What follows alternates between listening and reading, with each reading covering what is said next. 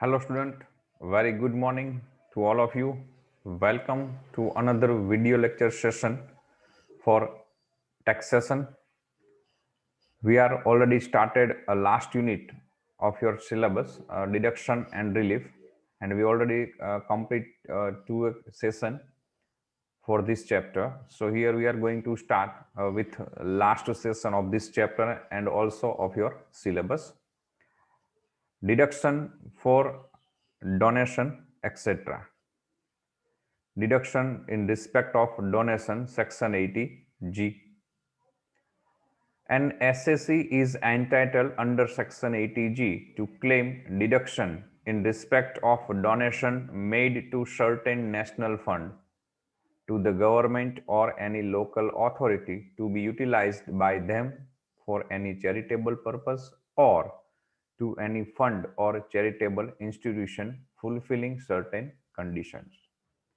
કે જ્યારે કોઈ કરદાતા છે એસએસસી કરદાતા જેની ઇન્કમ ટેક્સેબલ ઇન્કમમાં આવી જાય છે એટલે કે ટેક્સની એક્ઝેમ્પશનની લિમિટને ક્રોસ કરે છે એવી કોઈ વ્યક્તિ કોઈ સંસ્થાને ડોનેશન આપે કોઈ નેશનલ ફંડમાં રાષ્ટ્રીય ફાળો જે છે એમાં કંઈ ફાળો આપતો હોય કોન્ટ્રીબ્યુશન કરતો હોય કે કોઈ લોકલ ઓથોરિટી છે એને કોઈ ચેરિટેબલ પર્પઝથી કોઈ ફંડ ચાલતું હોય એમાં કંઈ ડોનેશન આપે તો અમુક ચોક્કસ શરતોને આધીન એ ડોનેટ કરેલી જે એમાઉન્ટ છે એની ઇન્કમમાંથી એને લેસ મળે છે એટલે કે અહીંયા ડોનેશન માટેનું ડિડક્શન્સ છે સેક્શન 80G.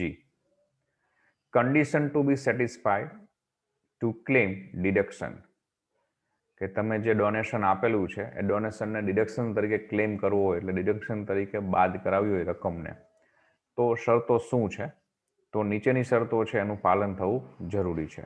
એમાં number 1, donation is given to an approved institution or fund કે તમે જે ડોનેશન કરો છો એ ડોનેશન કોઈ માન્ય સંસ્થાને કે માન્ય ફંડ કોઈ સરકારે જાહેર કરેલું હોય એમાં તમે ડોનેશન આપતા હોય તો જ તમને આ સેક્શનનો બેનિફિટ મળશે. Qualifying donation is restricted to 10% of adjusted total income of the SSC. જે કંઈ તમે એમાઉન્ટ ડોનેટ કરો છો એ તમારી જે ટોટલ એડજસ્ટેડ ઇન્કમ થાય છે એના વધુમાં વધુ 10% જેટલી માન્ય રહેશે. તો એડજસ્ટેડ ટોટલ ઇન્કમ કઈ રીતે ગણાશે એનું કેલ્ક્યુલેશન અહીં થોડું સમજાવેલું છે. Adjusted total income is equal to total gross income less deduction under section 80 to 80U except 80G less income on which income tax is not payable less long-term capital gain, less short-term capital gain on which income tax is payable at the flat rate of 15%, less incomes referred into section 115A to 115D. એટલે તમારી જે total gross income ગણાય એટલે આપણે જોઈ ગયા છીએ શરૂઆતની થિયરીમાં કે ઇન્કમ છે એના ટોટલ 5 હેડ છે: salary, house property, business profession, capital gain અને ઇન્કમ ફ્રોમ અધર સોર્સિસ. આ પાંચેય હેડની ટોટલ ઇન્કમ જે થાય એમાંથી તમારે જે હેડની અંડરમાં ઇન્કમ હોય એ બધા હેડની ઇન્કમનો ટોટલ થશે એ ટોટલ ગ્રોસ ઇન્કમ ગણાશે. પછી એ ગ્રોસ ઇન્કમ આવી ગયા પછી એમાંથી deduction under section 80C to 80U except 80G એટલે કલમ 80C થી શરૂ કરી અને કલમ 80U સુધીમાં જે કંઈ કપાતો તમને બાદ મળવા પાત્ર હશે બાદ થશે. 80G ની રકમ નહીં, એ સિવાયની. પછી એવી ઇન્કમો બાદ થશે જેના ઉપર તમારે ટેક્સ પે નથી કરવાનો. For example agricultural income. તો એ ટાઈપની કોઈ ઇન્કમ હશે કે જે ઇન્કમ તમારી ગ્રોસ ઇન્કમમાં ગણેલી છે પણ એમાંથી તમારે ટેક્સ એના ઉપર નથી પે કરવાનો. પછી લોંગ ટર્મ અને શોર્ટ ટર્મ કેપિટલ ગેઇન એટલે કે લાંબા ગાળાની અને ટૂંકા ગાળાની આવકો જે સામાન્ય રીતે શેર, ડિબેન્ચર, બોન્ડની લે વેચ કરવામાં થતી હોય છે તે. અને પછી સૌથી છેલ્લે સેક્શન 115A થી સેક્શન 115D માં જણાવેલી કોઈ ઇન્કમ છે એમાંની કોઈ ઇન્કમ તમારી ટોટલ ગ્રોસ ઇન્કમમાં ગણેલી હોય તો એ લેસ થશે. આ રીતે જે આ ઇન્કમ મળશે પછી એને આપણે ટોટલ એડજસ્ટેડ ઇન્કમ કહીશું. અને આ જે ઇન્કમ આવે એના 10% વધુમાં વધુ ડોનેશનની રકમ તમને બાદ મળી શકે. નીચે નોટ આપેલી છે. This limit of 10% is not applicable to certain donation. આ 10%ની જે લિમિટ છે એ પણ અમુક ચોક્કસ પ્રકારના જે દાન છે, ભેટ છે, સોગાદો તમે આપો છો એમાં લાગુ નથી પડતી. Number 3, no deduction shall be allowed in respect of donation of any sum exceeding ₹2000 unless such sum is paid by the mode of other than cash. તમે કોઈ જગ્યાએ ડોનેશન કરો છો, એ ઇન્સ્ટિટ્યુશન કે ફંડ એપ્રુવડ ઇન્સ્ટિટ્યુશન છે, પણ તમે જે અમાઉન્ટ ડોનેશન કરો છો એ અમાઉન્ટ 2000 રૂપિયાથી વધારે હોય તો તમે કેશમાં ડોનેટ કરશો તો એ તમારું માન્ય નહીં રહે. એ ડોનેશન તમને ડિડક્શન તરીકે અલાઉડ નહીં થાય. It means if you want to donate more than 2000 amount then you have to must be pay other than cash. તો તમારે રોકડ સિવાયના કોઈ અવેજથી ડોનેશન કરવું પડશે, બાય ચેક અથવા બાય ડીડી કે by credit card, debit card. In short, એક એપ્રુવલ ડોક્યુમેન્ટેશન એક પ્રૂફ ડોક્યુમેન્ટેશન તમારી પાસે રહી શકે કે તમે આ ડોનેશન કરેલું છે, એ રીતે તમે ડોનેટ કરવાનું રહેશે. Number 4, it is SS's responsibility to prove that a donation has actually been paid. કદાચ ક્યારેય કોઈ ડિડક્શન જ્યારે એલાઉડ કરવાનું થાય ત્યારે કોઈ બાયસ ક્રિએટ થાય અથવા તો કોઈ ડિસ્પ્યુટ ક્રિએટ થાય તો એ સિચ્યુએશનમાં, એવા કેસમાં એસએસસી જે કરદાતા છે એની પોતાની જવાબદારી છે કે એને પ્રૂવ કરવું પડશે, એને સાબિત કરવું પડશે કે જે તે ડોનેશન છે ને એકચ્યુઅલમાં એ ડોનેશન કરેલું છે. હવે ડોનેશનના લિસ્ટ આપેલા છે, એમાં નંબર એ છે, the donations given to the following qualifies for deduction, 10% limit is not applicable. નીચે આપણને ડોનેશન્સ અને ફંડ્સના નામ આપેલા છે કે આમાં કોઈ જગ્યાએ તમે ડોનેટ કરો અથવા આવા કોઈ ફંડમાં કોન્ટ્રીબ્યુશન આપો તો તમે જે કંઈ ડોનેશન આપશો કે જે કંઈ કોન્ટ્રીબ્યુશન આપશો એ 100% તમારું ડોનેશન તમને ડિડક્શન તરીકે લેસ મળશે. અહીંયા 10% વાળી લિમિટ લાગુ પડશે નહીં. અહીંયા છે rate of actual deduction 100% of donation. તો કેટલી રકમ તમારી બાદ થશે આવકમાંથી? તો તમે જે કંઈ ડોનેશન આપેલું છે 100%.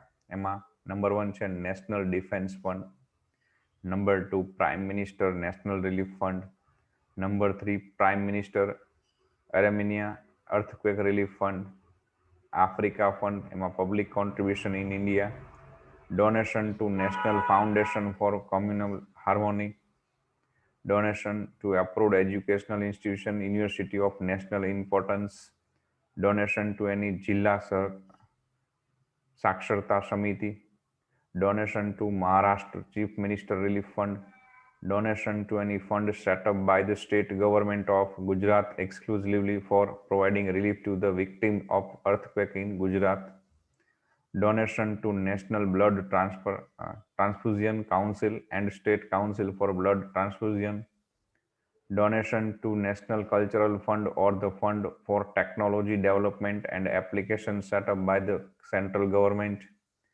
donation to any fund set up by the state government to provide medical relief to the poor, donation to a fund set up by the Central Welfare Fund of any Army and Air Force and the Indian Benevolent Fund, the Army Central Fund for the Indian Naval Benevolent Fund for the Air Central Welfare Fund, donation to Andhra Pradesh Chief Minister Cyclone Relief Fund, donation to National Illness Assistance Fund, Chief Minister Relief Fund, Governor's Relief Fund or any state or union territory. The deduction will be available to only one fund for each state or union territory. Donation to National Sports Fund set up by the central government or the National Council Fund to set up the central government. Donation to National Trust set up for the welfare of persons suffering with autism, cerebral palsy, mental retardation, and multiple disabilities. Donation to Swachh Bharat Kosh, donation to National Children Fund, donation to Clean Ganga Fund, donation to Fund for Technology and Application set up by the central government, donation to National Fund for Control of Drug Abuse. તો આ લગભગ 23 fund કે ડોનેશન્સ છે, contribution કે આમાંથી તમે કોઈ જગ્યાએ કોન્ટ્રીબ્યુશન આપશો તો તમારું જે ડોનેશન છે એ 100% તમને ડિડક્શન તરીકે એલિજિબલ રહેશે. એમાં 10% ટોટલ ગ્રોસ ઇન્કમની લિમિટ લાગુ પડશે નહીં. હવે જે છે rate of actual deduction 50% of actual donation. અહીંયા પણ તમારી 10%ની લિમિટ એપ્લિકેબલ નથી, પણ તમે જે ડોનેશન આપશો એનું 50% ડોનેશન તમારું એપ્રુવડ રહેશે. એમાં donation to Jawaharlal Nehru memorial fund, donation to prime minister drought relief fund, donation to Indira Gandhi memorial trust, donation to Rajiv Gandhi foundation. B section છે જેમાં ડોનેશનમાં 10%ની લિમિટ એપ્લિકેબલ છે. એમાં પણ બે ભાગ છે, 100% અને 50%. મતલબ અહીંયા આપણે જે ટોટલ એડજસ્ટેડ ગ્રોસ ઇન્કમ છે એ એના 10% કેલ્ક્યુલેશન કરીશું અને એના જે 10% આવશે એ અથવા અહીંયા જે તમે ડોનેશન આપેલું છે એના 100%, બેમાંથી જે ઓછી રકમ હશે એ તમને લેસ મળશે. સપોઝ તમે 1 લાખ રૂપિયા ડોનેશન આપેલું છે બટ 10%ની લિમિટ પ્રમાણે 80,000 રૂપીસ એપ્લિકેબલ છે, તો ભલે તમે 1 લાખ રૂપીસ ડોનેશન આપેલું હોય પણ 80,000 તમને ડિડક્શન તરીકે અલાઉડ થશે, 20,000 અલાઉડ નહીં થાય. અને બીજું જે છે અહીંયા 50% વાળી લિસ્ટ, એમાં તમે જે ડોનેશન આપો છો એ ડોનેશનના 50% એમાઉન્ટ અથવા 10% જે લિમિટ એપ્લિકેબલ છે એ બંનેમાંથી જે ઓછું હશે. ઓકે, તો અહીંયા 100%માં બે જ ફંડ છે, donation to government or local authority, institution or association for the purpose of promoting family planning. બીજું છે donation by a company on the Indian Olympic association or any other approved association for the development of infrastructure for sport and games in India or such sponsorship in India. Rate of actual deduction 50% of revised donation. Donation to government or any local authority for any charitable purpose other than promotion of family planning. Donation to any fund or an institution set up in India for charitable purpose which satisfies certain condition. Donation to any approved authority constituted in India for the purpose of providing housing accommodation in India. Any donation for repair or renovation of temple, mosque, gurudwara, church, etc. But the should have been notified by the central government. Donation to any institution for fund which spend not more than 5% of its income for religious purposes. And last one, donation to any corporation established by central or state government for the purpose of promoting interest of any approved minority community. તો અહીંયા આપણે આ list જોઈ ગયા છે. એમાં પહેલું list છે 10%ની લિમિટ જેમાં એપ્લિકેબલ નથી, એમાં 100% ડોનેશન એલાઉડ થશે અને એમાં 50% ડોનેશન એલાઉડ. એમાં 50%માં 4 નામ છે, એ યાદ રાખી શકો. પછી બીજી લિમિટ આપણે જોઈ ગયા છે 10% લિમિટ એપ્લિકેબલ છે એવું બી ગ્રુપ છે જેમાં 100%માં 2 ફંડ છે અને 50%માં 5 ફંડ છે. ઓકે, તો તમને એક્ઝામમાં સેક્શન 80 જેવી શોર્ટ નોટ પૂછાય તો તમારા ફંડના નામ લખવાના રહેશે. તો કોઈ પણ 15 ફંડ તમે યાદ રાખી શકો. 15 ફંડમાં હું એવું સજેસ્ટ કરીશ કે આ ફંડમાંથી તમે કોઈ 10 ફંડ યાદ રાખી લ્યો, કારણ કે એમાં 23 ફંડના નામ છે, 23 ડોનેશન છે, તો એમાંથી કોઈ પણ 10 યાદ રાખી શકો. આ 4 યાદ રહી શકે એવા છે. એમાં ઇન્દિરા ગાંધી, રાજીવ ગાંધી, જવાહરલાલ નહેરુ, આ 3 તો કોમન પાર્ટી, કોમન ફેમિલીનાથી છે એટલે યાદ રહી શકે એવા છે. સેમ વે અહીંયા ફક્ત 2 જ ફંડ છે સેક્શન બીમાં જેમાં 10% લિમિટ એપ્લિકેબલ છે અને અહીંયા 5 છે એમાંથી કોઈ 2 કે 3 તમને યાદ રહી શકે એવા છે. ઓકે, સો આ રીતે તમે શોર્ટ નોટ એની બનાવી શકો છો. લાસ્ટ પોઈન્ટ આપણે ડિસ્કસ કરવા જઈ રહ્યા છીએ, દેટ ઇઝ રિલીફ, રાહત. Certain reliefs are granted to an assessee so that he is not required to pay more tax than justified by his income. અમુક ચોક્કસ પ્રકારની રાહતો છે એ કરદાતાને આપવામાં આવે છે કે જેથી કરી અને એની જે ઇન્કમ છે એના ઉપર એને વધારે ટેક્સ ભરવાનો ન આવે. They are available in respect of following items. એ કઈ બાબતોમાં છે તો એ જોઈએ આપણે. નંબર 1 છે salary paid in arrears or in advance, કે અગાઉનો કોઈ પગાર બાકી હોય કર્મચારીની, પગાર એક સાથે મળે તો, અથવા તો એડવાન્સ પગાર એને મળી જાય અગાઉથી તો. અને સેકન્ડ છે ડબલ ટેક્સેશન રિલીફ, બેવડા કરમાં રાહત. ફર્સ્ટ વન છે salary paid in arrears or in advance, કે અગાઉથી કોઈ અગાઉનો જૂનો પગાર બાકી હોય બધો પગાર એક સાથે મળે અથવા એડવાન્સ પગાર મળે. તો સેક્શન 89 પ્રમાણે if due to following reason an SSE is assessed at a higher rate than that at which he would been otherwise assessed, then he can apply to income tax officer for relief and the latter is authorized to grant relief. કે નીચેના કારણોસર એવું બને કે SSC ની જે income છે એના ઉપર જે રેટથી ટેક્સ એકચ્યુઅલી કેલ્ક્યુલેટ થવો જોઈએ એના કરતાં ઊંચા રેટથી વધુ રેટથી ટેક્સ કેલ્ક્યુલેટ થાય, કારણ કે એ વખતે એની આવક વધી ગઈ હોય તો એ ઇન્કમ ટેક્સ ઓફિસરને એસએસસી એપ્લિકેશન કરી શકે છે, રજૂઆત કરી શકે છે કે એને ટેક્સમાં રાહત આપવા માટે. ઇન્કમ ટેક્સ ઓફિસર એને પ્રોપર ચેક કરી અને પછીથી એને રાહતને મંજૂર કરી શકે છે. If arrears of salary for past year are paid to an employee and if it is added to the income of the year in which he received, he will have to pay tax at a higher rate. કદાચ એવું બને કે સરકારી કર્મચારી હોય, semi government કે government employees, તો ક્યારેક સરકારની પાસે કોઈ કારણોસર ફંડની અછત હોય અથવા તો એવી કોઈ સિચ્યુએશન ક્રિએટ થાય તો એના પગાર જૂના પગાર અટકાવવામાં આવે અથવા એમાં અમુક કપાત કરી અને પછી ભવિષ્યમાં આપવાની વાત થતી હોય છે. તો એરિયર્સ નીકળતું જાય અથવા તો નવો સ્કેલ પે સ્કેલ નવો મંજૂર થાય તો એ પે સ્કેલ જૂના વર્ષોથી મંજૂર થાય છે. ખરેખર અત્યારે 2019 ચાલુ હોય કે 2020 ચાલુ છે અત્યારે, તો નવો પે સ્કેલ એમ કે ભાઈ 2017 થી લાગુ પડશે.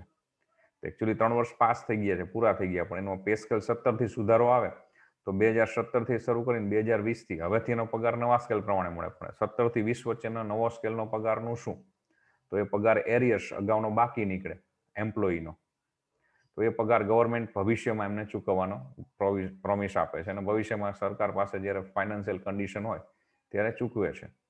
તો એવું બની શકે ક્યારેક જૂના પગાર તમારા અગાઉ નવા સ્કેલ પ્રમાણે અથવા કોઈ કારણોસર બાકી હોય પગાર તમને એક સાથે જે તે વર્ષમાં મળે, તો એ વર્ષમાં તમારી ઇન્કમ એક સાથે વધી જાય જે તે વર્ષની પર્ટિક્યુલર, તો ટેક્સની જે એકચ્યુઅલી એપ્લિકેબલ રેટ થવો જોઈએ એના કરતાં હાઈ રેટથી ટેક્સ લાગુ પડે. તો એવી સિચ્યુએશનમાં આ જે એમ્પ્લોયી છે એ ટેક્સ ઓફિસરને રજૂઆત કરી શકે કે એમને આ કારણોસર એરિયર્સ સેલેરી મળી છે, એના કારણોસર એની ઇન્કમ આ વર્ષે વધારે આવી ગઈ છે, તો ટેક્સનો રેટ વધારે લાગુ પડ્યો છે, તો એમાં રાહત આપી શકો. તો એવા રીઝન કયા છે? નંબર 1 છે his salary is paid in arrears, એનો અગાઉનો પગાર બાકી હોય ને અત્યારે ચૂકવાનો હોય. His salary is paid in advance, કદાચ ભવિષ્યનો પગાર અત્યારે એડવાન્સ કોઈ કારણોસર ચૂકવાનો હોય. He received salary for more than 12 months during the any one financial year. 12 મહિનામાં 12 માસના પગારની બદલે 14-15 માસનો એરિયર સેલેરી છે ધીમે ધીમે કટકે કટકે ચૂકવાની વાત થાય તો દર વર્ષે ગવર્મેન્ટ એક પગાર વધારે ચૂકવતા જઈશું તો 12 ની બદલે 13 મહિનાનો પગાર, 14 મહિનાનો પગાર એવું થાય. તો એવી સિચ્યુએશનમાં પણ એવું બની શકે કે એનો ટેક્સનો રેટ વધારે આવે. Some payment is treated as a profit in lieu of salary, ક્યારેક એવી કોઈ ચૂકવણી થતી હોય તો ખરેખર પગાર સ્વરૂપે ચૂકવણી થયેલી હોય કે પગારના બદલામાં ચૂકવણી થયેલી હોય, પણ એને પ્રોફિટ નફો ગણી લેવામાં આવે તો પણ ટેક્સનો રેટ વધારે આવે. In case of revision of pay scale of employee arrears of are often paid to them for past year, મેં તમને હમણાં સમજાવેલું છે જ કે પે સ્કેલ રિવાઇઝ થાય, બદલાય, તો જે વર્ષમાં બદલાય, જે વર્ષ કરંટ ચાલુ હોય એ વર્ષમાં એ નિયમ આવે કે હવે પે સ્કેલ આ મળશે, પણ એ લાગુ જૂના વર્ષોથી પડે. તો જ્યાં જે વર્ષથી પે સ્કેલ ચેન્જ થયેલો હોય, લાગુ પડ્યો હોય, એ વર્ષથી અત્યાર સુધીની સેલેરી બાકી નીકળે, એ ભવિષ્યમાં ગવર્મેન્ટ એમને એક સાથે ચૂકવે છે અથવા ઇન્સ્ટોલમેન્ટ પ્રમાણે જે નક્કી થાય પ્રમાણે ચૂકવે છે. તો એવા કેસમાં એને પગાર 12 મહિના કરતાં વધારે પગાર મળે.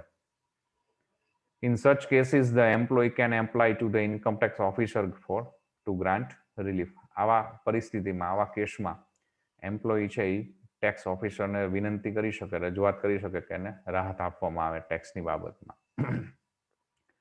Double taxation relief. When the income of an SS is assessed to tax in India as well as in some other country, he has to pay double tax on his income.